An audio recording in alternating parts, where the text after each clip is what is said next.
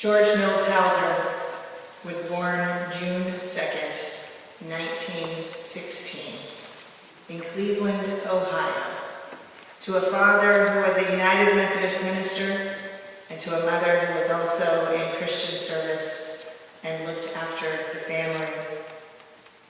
He was one of 4 children, and he spent part of his boyhood in the Philippines as his parents did missionary service, and afterwards lived on both coasts, in Troy, New York, in Berkeley, California, and then in the middle in Denver, Colorado, as the family followed the itinerancy of their father. George lived through the wave of history of the 20th century, a century that is often described as one of the most violent, which is debatable, but without a doubt was a period of amazing change and foment for freedom. Born as he was on the eve of the United States involvement in World War I, global events and the struggle for peace figured prominently in the very opening of his life.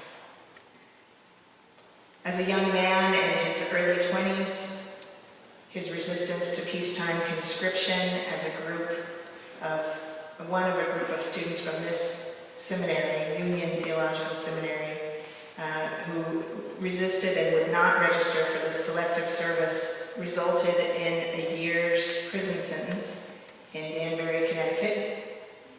And as we heard last night, as the exhibit, the FLR Centennial exhibit opened, from Union's president, Serene Jones, who was here and welcomed us and congratulated FLR on 100 years of persevering for peace, he and others organized Danbury Prison while they were there.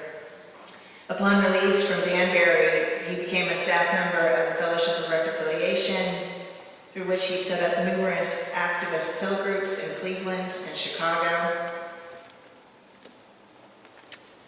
advocated with many for the end of war and the root causes of war, and co-founded the Congress of Racial Equality, out of which numerous direct action campaigns came, including the Journey of Reconciliation in 1947, which is widely credited as being the forerunner to the Freedom Rides a decade later. I'm sure this history is familiar to all of you, and the history in pictures is on this wall over here.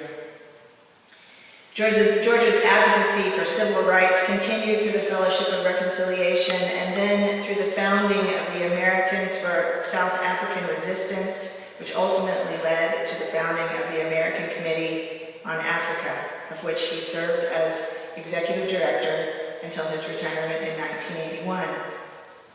There is no doubt that he contributed to the end of apartheid and colonial rule in South Africa, for which he received the Oliver Tambo Award, the symbol of which is the staff shown on the back of your bulletin today. George continued in his pursuit of justice and peace and non-discrimination throughout retirement, only slowing down, really, until last fall, when he had the episode that ultimately led to his decline and his death in September. George continued in pursuit of all that was held dear to him and held dear to us who are gathered here today. And though he was an ordained United Methodist minister, George did not spend his career pastoring churches. His service reflected the words of John Wesley, the founder of Methodism, who said, "The world is my parish," and he lived those words, read this morning from the book of Matthew. He sought wholeness for all of humanity in healing brokenness, in feeding the hungry, and concern for the sick and those in prison, sometimes as a prisoner himself. His faith went beyond the bounds of particularism, beyond the limits of Methodism and Christianity. It was clear from the way that he lived his life and related to others that he honored the sacred in all persons and in all traditions. Our speakers here this morning will attest to the impact of his life as both family man and statesman, community member and freedom fighter. There's no question that George's was a life well lived. Our task here today is to celebrate that wonderful light, that same light that emanated as a twinkle from George's eyes. He is survived by his wonderful wife of 73 years, Jean, his daughter Marty, his sons Stephen, David, and Thomas, 9 grandchildren, 8 great-grandchildren, and by all of us who carry his light and live out his legacy with our own commitments to justice, freedom, and wholeness through the way of nonviolence and the way of peace. Amen.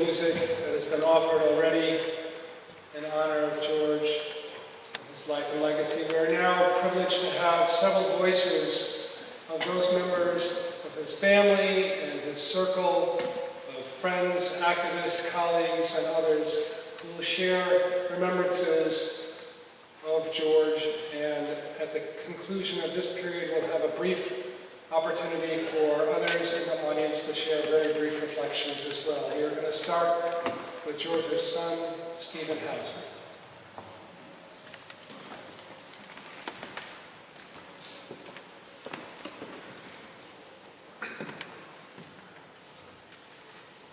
I will leave it to others to reflect on my father's historical legacy.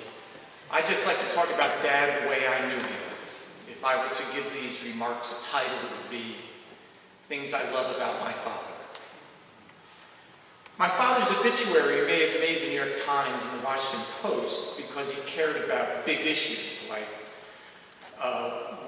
the struggle for worldwide social justice or the struggle against racism. But he also had a great ability to find joy in the little things in life. By the way, same thing with Mom. And so that he would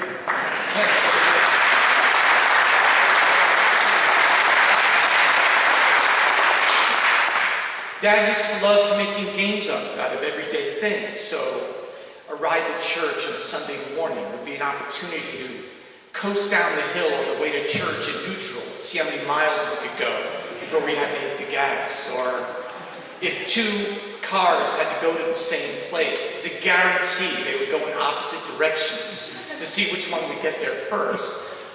You had to obey the rules. I mean, it was understood everybody was going to obey the speed limit. For my entire life, as recently as really just a few months ago, a game of yak could elicit howls of laughter if somebody were to get a yak, that is all 5 dice, the same number, 3 spins or less.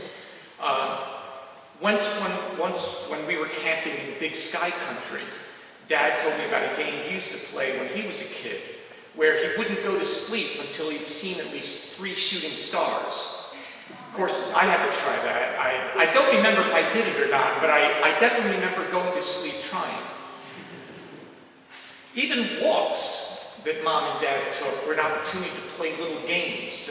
Let's see what we can get today. So they had a walk where they found blueberries, another walk where they found raspberries. They even had permission to glean ears of corn from a local farmer where corn that hadn't been harvested. For the last few years they were in Rockland County, Dad used to love to collect sap from the local maple trees and make maple syrup. Now you have to understand, this is not about free food, although to a Hauser that is always a plus. These were just games they played. And then there were the golf balls. In Rockland County, another of Mom and Dad's favorite walks went by a golf course, which offered the opportunity to look for lost golf balls as if they were buried treasure. He did this long after he was playing golf. I mean, Dad had so many more golf balls than anybody could ever use in a lifetime, but it didn't stop him from delighting and always finding more. So I remember one time I was about 10 years old. There was a golf course in Chautauqua, New York, that had a par 3 that crossed over a pond. He brought me there at dusk in my bathing suit so I could dive into the pond and collect golf balls at the bottom. So just like the corn, the maple syrup, the berries, finding golf balls was a game he played.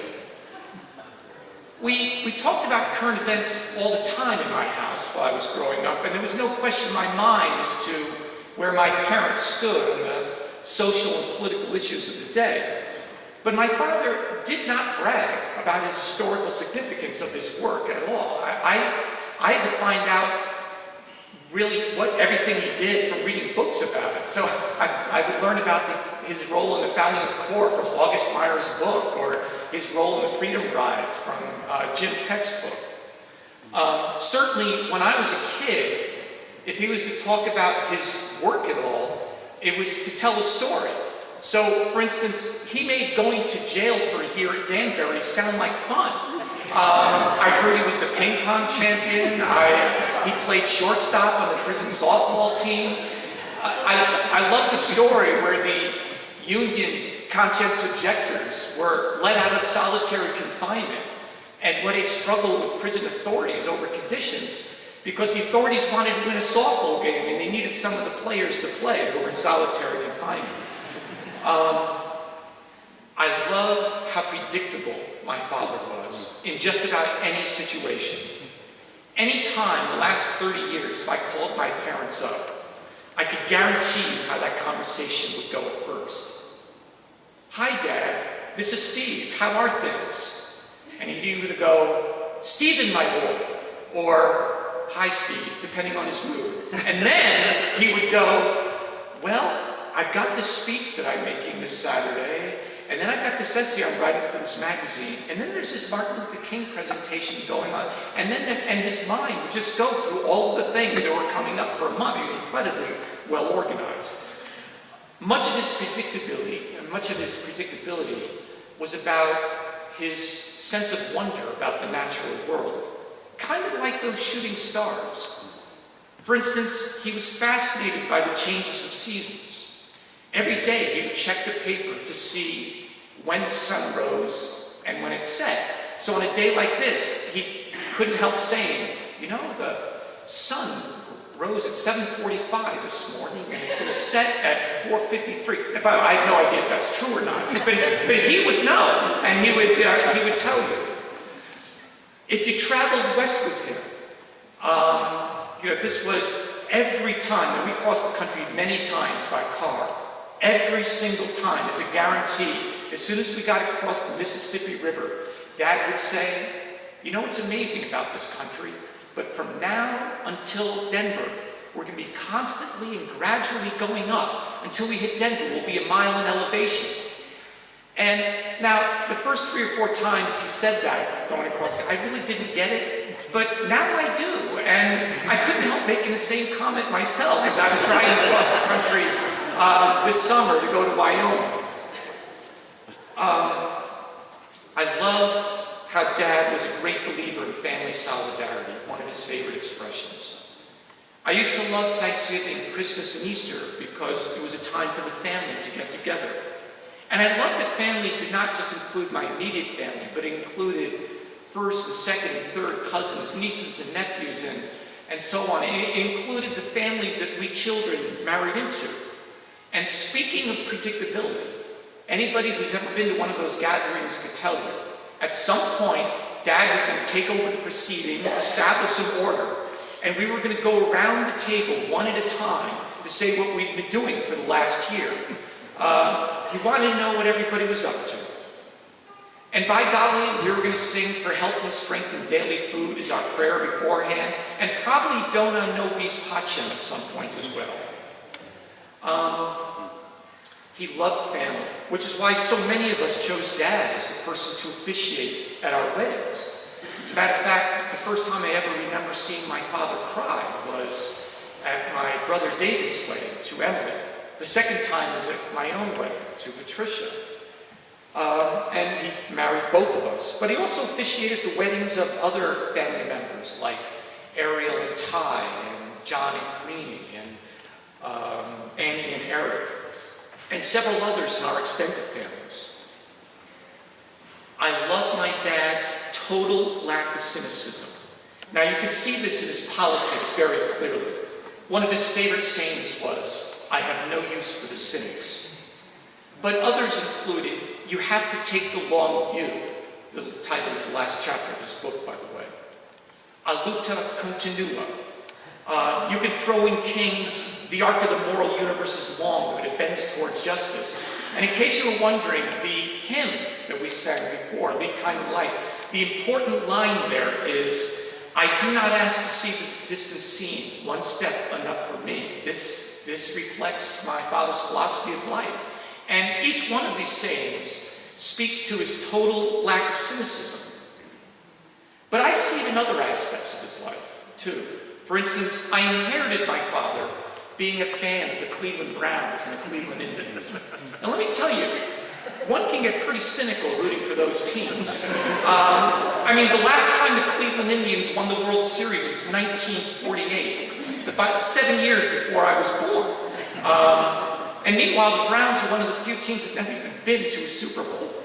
But year after year, we would check in with one another to see how they were doing, get a little excited if there was some possibility. It never panned out. And meanwhile, the Browns are terrible looking this year, but never mind.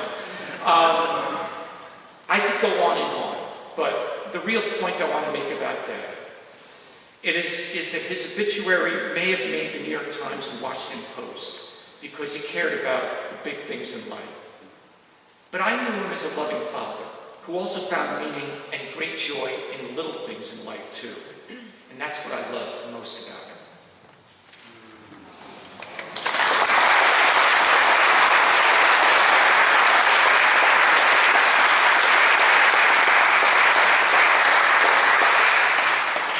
Richard Lapchick was involved in the American Committee on Africa, otherwise known as ACOA, and in 1976 was founder of the American Coordinating Committee for Equality in Sport and Society, known as ACCESS. He campaigned in support of the sports boycott, which is often under-recognized for its role in the international solidarity movement against apartheid. He is founder and president of the National Consortium for Academics in Sports and is with us from Orlando, Florida.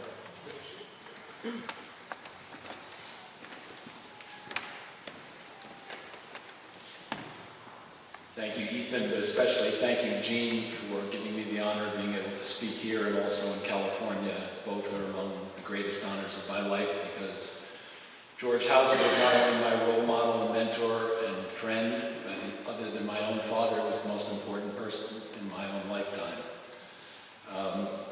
I think George befriended me, not because of any of the things that Ethan mentioned or other things that happened during our life, but I gave George some solace about sports in Cleveland when I told him that my dad played for the original Celtics basketball team from 1923 to 1936, and from 1930 to 1936 they were based in Cleveland and won 6 world championships. George had no idea